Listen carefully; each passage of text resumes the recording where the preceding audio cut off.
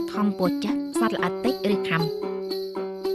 នៅតំបន់ភ្នំមានពោះជាច្រើនដែលអាចរកឃើញនៅជុំវិញផ្ទះដោយសារតែដើមឈើមានច្រើនកុមារដែលលេងនៅផ្ទះឬចេញទៅព្រៃក៏អាចត្រូវពោះចាស់ដែរមនុស្សជាច្រើនមិនដឹងពីវិធីសង្គ្រោះបឋមត្រឹមត្រូវដែលធ្វើឲ្យយឺតយ៉ាវពេលវេលាជួយសង្គ្រោះអ្នកត្រូវពោះចាស់ប្រភេទពោះខ្លះមានពឹសអាចបណ្ដាលឲ្យស្លាប់ក្នុងរយៈពេលប៉ុន្មានម៉ោងក្រោយមកបណ្ដាជំហានសង្គ្រោះបឋមកុមារតែពោះចាស់ជំហានទី1នាំជនរងគ្រោះចេញពីតំបន់ដែលមានពោះចាស់ធ្វើឲ្យជនរងគ្រោះស្ងប់អារម្មណ៍មិនឲ្យជនរងគ្រោះដើរទៅមកប្រសិនបើអាចធ្វើទៅបានសូមថតរូបពោះដែលចឹកជនរងគ្រោះជំហានទី2លាងសម្អាតមុខរបួសនៅក្រោមចំពុយទឹកដោយសាប៊ូមិនត្រូវចាក់វាកាត់មុខរបួស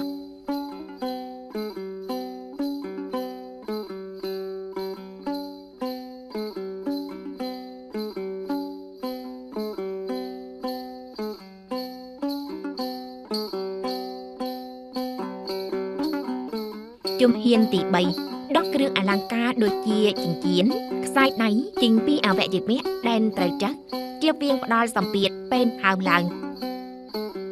ជំហានទី4បង្រុំនៅនឹងកន្លែងចាស់រហូតដល់គុណអវយវៈឬរុំការ៉ូសរសៃឈាមហ្វែនមិនរុំការ៉ូសរសៃឈាមអាទេចងគៀបអវយវៈមិនឲ្យកម្រាស់ដោយគ្នាបជំហានទី5ចូលប្រញាប់ដឹកជញ្ជូនជនរងគ្រោះទៅកាន់មូលដ្ឋានសុខាភិបាលក្នុងអរិយាបថដេកផ្អៀងសុវត្ថិភាពហើយគប់បីទុកកន្លែងមុខរបួសដែលពោះចាស់ទៀបជាងកន្លែងបេះដូងរបស់ជនរងគ្រោះតែងវាយតម្លៃស្ថានភាពរបស់ជនរងគ្រោះដូចជាស្មារតីគៀបចោចង្វាក់ដង្ហើមទូរស័ព្ទទៅសេវាសង្គ្រោះបន្ទាន់115ដើម្បីទទួលបានការជំនួយប្រការគប់បីធ្វើនៅពេលត្រូវពោះចាស់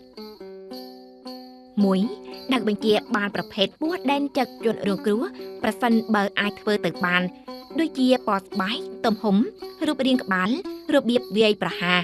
កុំព្យាយាមចាប់ពោះអាចថតរូបឬនាំពោះដែនសម្រាប់ងាប់ទៅមូលដ្ឋានសុខាភិបាលប៉ុន្តែត្រូវធានាសុវត្ថិភាព2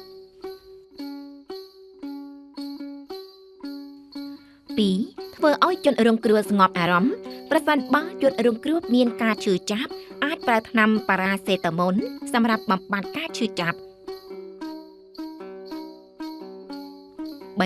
ដាច់ខាតមិនឲ្យជនរងគ្រោះដើរដោយខ្លួនឯង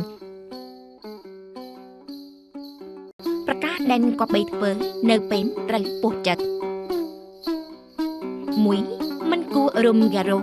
សរសៃឈាមពីព្រោះរុំទាំងពេកអាចបណ្ដាលឲ្យឈាមមិនអាចចលនាដល់កន្លែងរុំញ៉ាំងឲ្យរបួសងាយនឹងរលួយ2មិនត្រូវចាក់វះកាត់បោកឬរុកកន្លែងមុខរបួសកំបឺតជញ្ជក់ពឹស3មិនត្រូវស្អំទឹកកក4មិនត្រូវបិទស្លឹកឈើមិនត្រូវព្យាបាលដោយមធ្យោបាយប្រពៃណីដូចជាលេបទឹកត្រីអំបិលកំបោរហើយមិនត្រូវហៅគ្រូថ្នាំបុរាណឬគ្រូមន្តអាគម5មិនត្រូវព្យាយាមចាប់និងសម្លាប់ពោះដើម្បីបង្ការពោះចឹក1តាច់មើលថៃតាមដានកុមារ2កាប់ផ្កាគុំព្រៃសំទ្រុំនិងដើមឈើជុំវិញផ្ទះ3ពាក់ស្បែកជើងកវែងស្លៀកសម្លៀកបំពាក់ដៃវែងពាក់មួកធំទូលាយនិងប្រើដំបងនៅពេលចូលទឹកក្នុងព្រៃ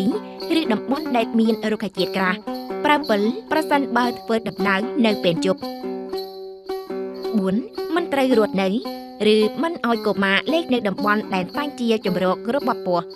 5បង្រៀនកុមារឲ្យយល់ថាពស់ជាសត្វដកសាហាវមិនគួរប្រឡែកលេងជាមួយឬទៅជិតពស់ឡើយសង្គ្រោះបឋមសត្វល្អិតឃ្មុំតិចឬខំជាធម្មតាសត្វល្អិតតិចឬខំមានកម្រិតស្រាលគ្រាន់តែបណ្ដាលឲ្យឈឺចាប់តែប៉ុណ្ណោះគ្រាន់តែថែទាំមុខរបួសនៅនឹងកន្លែងថ្មីបិទដូច្នោះក្តីកុមារមួយចំនួនដែលមានប្រតិកម្មអាឡែស៊ីនឹងពឹសឃ្មុំអាចជួបប្រទះនឹងការឆក់ដែលត្រូវបានស្គាល់ថាជាការឆក់អាណាហ្វីឡាក់ទិកដែលមានរោគសញ្ញាដូចជាពិបាកដកដង្ហើមហើមភ្នែកនឹកមាត់និងអាចស្លាប់ទៀតផងសត្វល្អិតដែលតែងជួបប្រទះដូចជាឃ្មុំក្អែបខ្យាដំរីស្របម៉ោច រោគសញ្ញាសម្គាល់កម្រិតស្រាលឈឺចាប់នៅកន្លែងតិចឬខំមុខរបួសតិចឬខំនឹកនៅបរិវេណជុំវិញមុខរបួសហើមឡើងកម្រិតធ្ងន់ធ្ងរកន្ទួលរមាស់ពេញរាងកាយពិបាកដកដង្ហើមនោមចេញឈាមអាចគ្រោះថ្នាក់ដល់អាយុជីវិតការណែនាំសង្គ្រោះបឋមពេលត្រូវសត្វល្អិតតិចឬខំជំហានទី1នាំកុមារទៅកន្លែងសុវត្ថិភាពជៀសវាងត្រូវតិចឬខំបន្ថែមទៀតជំហានទី2ឲ្យកុមារស្ងប់អារម្មណ៍អាចដកត្រនិចចេញដោយប្រើដង្កៀបថ្កប់ជីងថ្នមជៀសវាងការច្របាច់ដោយដៃព្រោះពឹសអាចរាលដាលភាគច្រើនឃ្មុំតិចសុទ្ធតែបន្សន់ទុកត្រនិចនិងបំពង់ពឹសរបស់វានៅមុខរបួសលើស្បែករបស់កុមារលើកលែងតែអុម៉ាល់ជំហានទី3លាងកន្លែងតិចជាមួយសាប៊ូនិងទឹកក្តៅអ៊ុនបិទបន្ទះត្រជាក់លើកន្លែងតិចដើម្បីបន្ថយការឈឺចាប់និងកុំឲ្យហើមជៀសវាងលំអងធូលីជំហានទី4តាមដានកុមារប្រសិនបើកុមារប្រាប់ថាអស់កម្លាំងឡើងកន្ទួលរមាស់នំតិចឬត្រូវអុម៉ាល់តិចជាង10ត្រនិចសូមទៅកាន់មូលដ្ឋានសុខាភិបាលជាបន្ទាន់ការបង្ការជៀសវាងសត្វល្អិតតិចឬខំ 1. ត្រូវតាមដានកុមារជាតិនិច្ច 2. អប់រំកុមារកុំឲ្យបំផ្លាញសម្បុកឃ្មុំ 3. ធានាបរិស្ថាននៅជុំវិញផ្ទះនិងកន្លែងក្លែងរបស់កុមារឲ្យមានសុវត្ថិភាពកាត់ការរោគជាតិនឹកយកសម្បុកឃ្មុំចេញ